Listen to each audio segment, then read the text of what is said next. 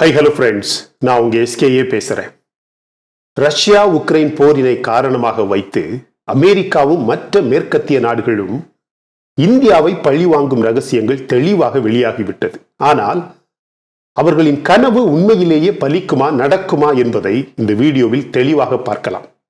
அதற்காக அவர்கள் எப்படிப்பட்ட ஆபத்தான விஷயங்களை இந்தியாவுக்கு எதிராக யாருமே உணராத, அறிந்து கொள்ள முடியாத வகையில் செய்திருக்கிறார்கள் என்பதை இந்த வீடியோவில் தெளிவாக பார்க்கலாம். My dear friends, Ukraine Russia போரில் ஒரு நல்ல நடுநிலையான நிலைப்பாட்டை இந்தியா எடுத்த காரணத்திற்காக மேற்கத்திய நாடுகள் அவர்களின் கோபத்தை வெளிப்படுத்தும் விதத்தில் அதிகமான அமெரிக்க அதிகாரிகள் பாகிஸ்தானுக்கு ஆயுதங்கள் கொடுத்து ஆதரவை கொடுத்தது மட்டுமல்லாமல், நமது இந்திய குடிமக்களுக்கு அமெரிக்க விசா கொடுப்பதை கூட வேண்டுமென்றே தாமதப்படுத்துவதாக முழு டேட்டா சீக்ரெட்ஸ் தற்போது வெளிவந்துள்ளது.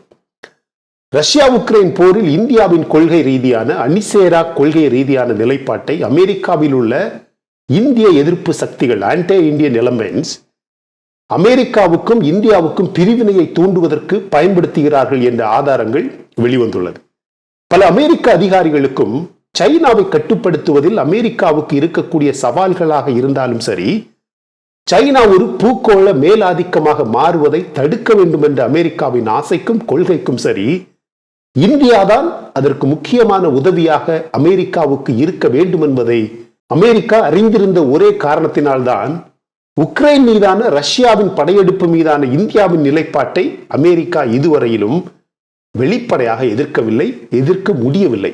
ஆனால் இவர்கள் வெளிப்படையாக எதிர்க்கவில்லை என்றாலும் பைடன், பிளிங்கன், ஆஸ்டின் போன்ற அதிகாரிகள் இந்தியாவை பழிவாங்குவதில் அவர்களுக்கு இருக்கும் பல விருப்பங்களை மறைமுகமாக நிறைவேற்ற பல திட்டங்களை செய்துள்ளார்கள், செய்துவிட்டார்கள். இதில் அவர்கள் சமீபமாக செய்திருக்கும் இரண்டு முக்கியமான திட்டங்களில் ஒன்று, இந்தியாவின் பாரம்பரிய எதிரியான சைனாவின் நண்பன் பாகிஸ்தானுக்கு ஆயுத ஆதரவை வழங்கியது. இரண்டாவதாக, நமது இந்திய குடிமக்களுக்கு அமெரிக்க விசாக்கள் கொடுப்பதை தாமதப்படுத்துவது.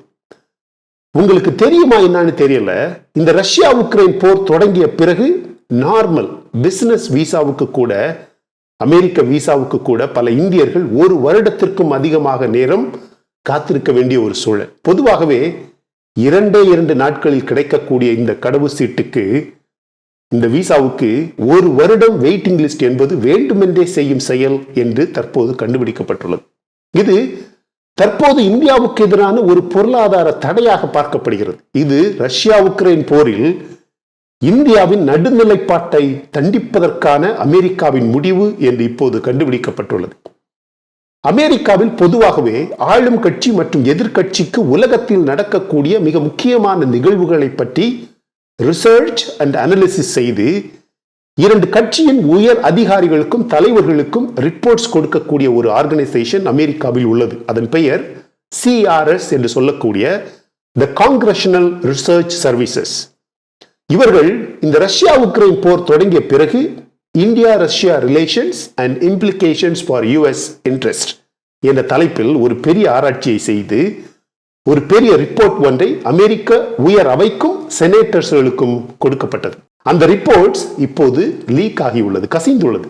அந்த ரிப்போர்ட்ஸை பார்த்தால் தெரியுது, அமெரிக்க அதிகாரிகளுக்கு இந்தியா மீது எவ்வளவு வெறுப்பை வெளிப்படுத்தி உள்ளார்கள் என்பதை அந்த ரிப்போர்ட் சொல்லுது. அவ்வளவு வெறுப்பு இருந்த பிறகும் கூட வேண்டுமென்றே 2+2 கூட்டங்களிலும், பாதுகாப்பு திட்டங்களிலும், குவாட் அமைப்புகளிலும் வேண்டுமென்றே இந்தியா மீது கோபம் இல்லாதது போல் காட்டிக்கொள்ள வேண்டும் என்ற முடிவு செய்யப்பட்டு, அதற்கு மாறாக இந்தியாவை பாதிக்கும் வகையில் எப்படி அமெரிக்கா நடந்து கொள்ள வேண்டும் என்ற திட்டங்கள் செய்யப்பட்டதாக US Indo Pacific strategy and options for Congress என்ற ரிப்போர்ட்டில் எழுதப்பட்டு ரகசியமாக அமெரிக்க காங்கிரஸில் வைக்கப்பட்டுள்ளது. அமெரிக்கா எடுத்த அடுத்த நடவடிக்கை, முதலில் இந்தியாவை கட்டாயப்படுத்த முயற்சித்தார்கள். ரஷ்யாவை கண்டிக்க வேண்டும், ஆயில் வாங்கக்கூடாது, S-400 வாங்கக்கூடாது, ஏற்கனவே இருக்கும் ஆயுத ஒப்பந்தங்களை ரத்து செய்ய வேண்டும் என்ற பல முறையில் இந்தியாவை கட்டாயப்படுத்த அமெரிக்கா முயற்சி செய்தார்கள். ஆனால் அது எதுவுமே நடக்கவில்லை என்று தெரிந்ததுமே இந்தியாவை நேரடியாக மனித உரிமை என்ற கோணத்தில், காஷ்மீர் என்ற கோணத்தில் எதிர்க்க முயற்சி செய்தார்கள். அமெரிக்கா இதுவரையிலும் 2021 ஜனவரி மாதத்திலிருந்து இந்தியாவுக்கு அவர்களது ஃபுல் டைம் அம்பாசிடரை இன்னும் நியமிக்கவில்லை. அது தெரியுமா உங்களுக்கு? கென்னத் இயன் ஜஸ்டர் என்பவரின் பதவிக்காலம் சென்ற வருடம் ஜனவரியில் முடிந்தது. பொதுவாக 3 அல்லது 4 மாதங்களில் அமெரிக்காவின் புதிய அம்பாசிடர் இந்தியாவுக்காக நியமிக்கப்படுவது வழக்கம். ஆனால் தற்போது 20 மாதங்கள் ஆகிவிட்டது. இன்னும் இந்தியாவுக்கான புதிய அமெரிக்க அம்பாசிடர் நியமிக்கப்படவில்லை. அந்த ரிப்போர்ட்டில் கொடுக்கப்பட்டிருக்கும் இன்னொரு பழிவாங்கும் வழி, இந்தியாவில் மக்களிடையே பிரிவினைவாதத்தை உருவாக்க வன்முறையில் ஈடுபட்டதாக சொல்லி பல இந்திய அதிகாரிகளை சாங்ஷன் செய்து அவர்களை அமெரிக்கா செல்வதிலிருந்து தடுக்க திட்டங்கள் இருப்பதாக அந்த ரிப்போர்ட்டில் உள்ளது. அப்படி செய்தால் இந்தியா ரஷ்யாவுடனான தங்கள் தொடர்புகளை திரும்ப பெற வாய்ப்புள்ளது என்று அமெரிக்கா நம்பியதாக அந்த ரிப்போர்ட்டில் இருந்து தெரிய வருகிறது. இந்தியாவுக்கு ஆயுத விற்பனையை இன்னும் அதிகமாக எளிதாக்க வேண்டும் என்றும் அதற்கான அமெரிக்க சட்டத்தை திருத்த வேண்டும் என்றும் 2019 ஆண்டில் US trade and development program என்ற திட்டத்தில் இருந்து நீக்கப்பட்ட இந்தியாவை மீண்டும் சேர்க்க வேண்டும் என்றும் ஒரு சில தரப்பில் அமெரிக்க அதிகாரிகளுக்கு சொல்லப்பட்டதாக ஆதாரங்கள் உள்ளது. India's energy sector, export import bank, development finance corporation and trade and development agency போன்ற இந்தியாவின் அனைத்து அரசு அமைப்புகளுக்கும் இன்சென்டிவ் கொடுத்து, அதாவது பாலிசி தளர்வு செய்து இந்தியாவை அமெரிக்காவுடனான ஈடுபாட்டில் நெருக்கமான வர்த்தக உறவுகள், better market access, more cooperation in fields of health and emerging technologies and more cooperation on clean energy especially with investment and technology போன்றவற்றை செய்து இந்தியாவை அட்ராக்ட் செய்ய வேண்டும் என்ற முடிவு முதலில் அமெரிக்காவால் எடுக்கப்பட்டது. ரஷ்ய ஆயுதங்களை இந்தியா வாங்குவதற்கான தடைகளை நீக்குவது போன்ற நம்பிக்கையை இந்தியாவுக்கு கொடுக்க வேண்டும் என்ற முடிவு அப்போது செய்யப்பட்டது. ஃபார் எக்ஸாம்பிள், 2022 ஜூன் மாதத்தில் ஒரு செனேட்டர் என்ன சொல்றாரு பாருங்க, ரஷ்ய எண்ணெயை இந்தியா வாங்குவதால் அமெரிக்கா செகண்ட் லெவல் பொருளாதார தடைகளை இந்தியாவின் மீது செய்ய வேண்டும் என்ற ஆலோசனைகள் அமெரிக்கா செய்யும் என்று சொல்லியிருந்தார். ஆனால் அது எதையுமே அமெரிக்காவால் இதுவரையிலும் செய்ய முடியவில்லை. ஆனால் அதற்கான திட்டங்கள் அனைத்துமே இருந்தது. இந்தியாவின் நிலைப்பாடு அமெரிக்காவை மட்டுமல்ல, அனைத்து குவாட் உறுப்பினர்களையும் எரிச்சலடைய செய்தது, மேற்கத்திய நாடுகளை எரிச்சலடைய செய்தது. ஆனால் இதை அனைத்தையுமே அறிந்திருந்த இந்தியா ரஷ்யா மீதான நிலைப்பாட்டை கொஞ்சம் கூட தளர்த்தவில்லை. அது அமெரிக்காவுக்கு நன்கு புரிந்தது. உடனடியாக மறைமுகமான திட்டங்களை அமெரிக்கா செய்ய ஆரம்பித்தது. அதில் ஒன்றுதான் விசா தடைகள் மற்றும் பாகிஸ்தான் பக்கம் மீண்டும் நெருக்கமான ஒரு விஷயம்.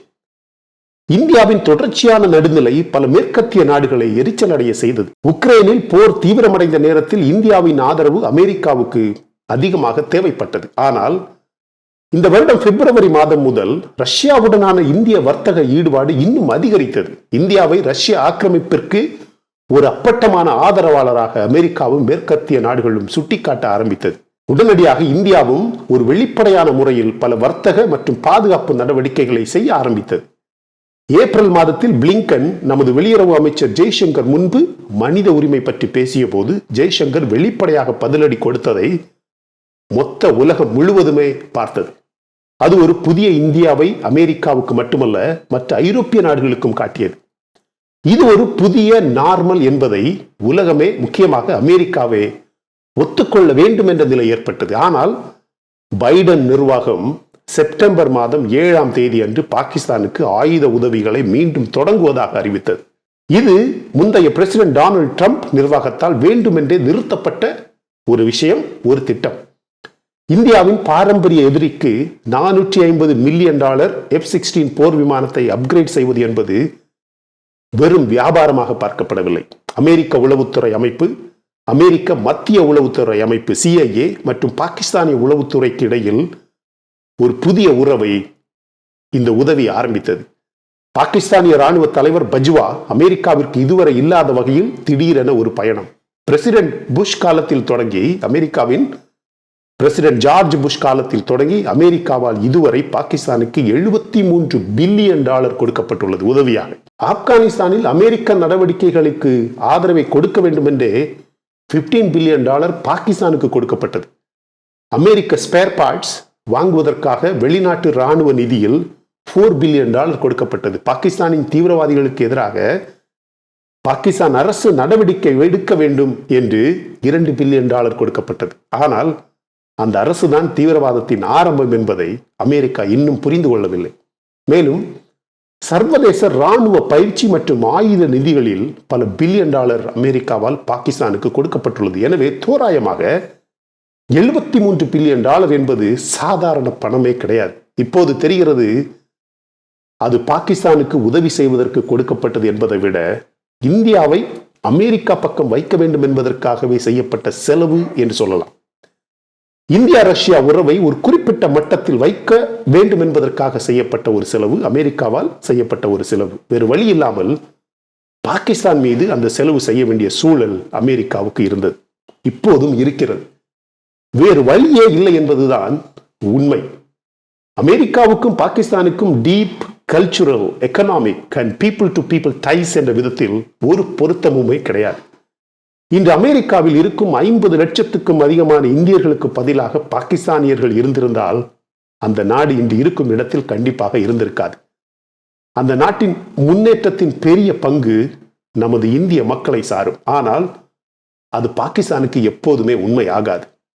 அந்த நாட்டின் பாதிக்கும் அதிகமான அழிவு பாகிஸ்தான் என்ற நாட்டிலிருந்து வந்த தீவிரவாதத்தால் செய்யப்பட்டது. இருந்தாலும் அமெரிக்கா அந்த அரக்கத்தனத்தின் அழிவுகளை இன்னும் கூட புரிந்து கொள்ளவில்லை என்பது ஒரு சர்வதேச அரசியல் சோகம். It's a geopolitical tragedy. நீங்களே சொல்லுங்க ஃப்ரெண்ட்ஸ், அது உண்மையா இல்லையா? இதை பற்றி உங்களுடைய கருத்துக்களை கமெண்ட் செக்ஷன்ல பதிவு பண்ண மறந்துடாதீங்க. அமெரிக்கா பாகிஸ்தானுக்கு உதவி செய்வதால் வரும் விளைவுகள் எப்படிப்பட்டதாக இருக்கும் என்பதை உங்களுடைய கருத்துக்களை கமெண்ட் செக்ஷன்ல பதிவு பண்ணுங்க மை டியர் ஃப்ரெண்ட்ஸ். இந்த வீடியோ உங்களுக்கு பிடிச்சிருந்தா லைக் பண்ணுங்க. இன்னும் நம்ம சேனலை சப்ஸ்கிரைப் பண்ணலைன்னா மற்ற வீடியோஸ் பாருங்க, உங்களுக்கு கண்டிப்பாக பிடிக்கும். பிடிச்சிருந்தா மட்டும் சப்ஸ்கிரைப் பண்ணால் போதும் மை டியர் ஃப்ரெண்ட்ஸ்.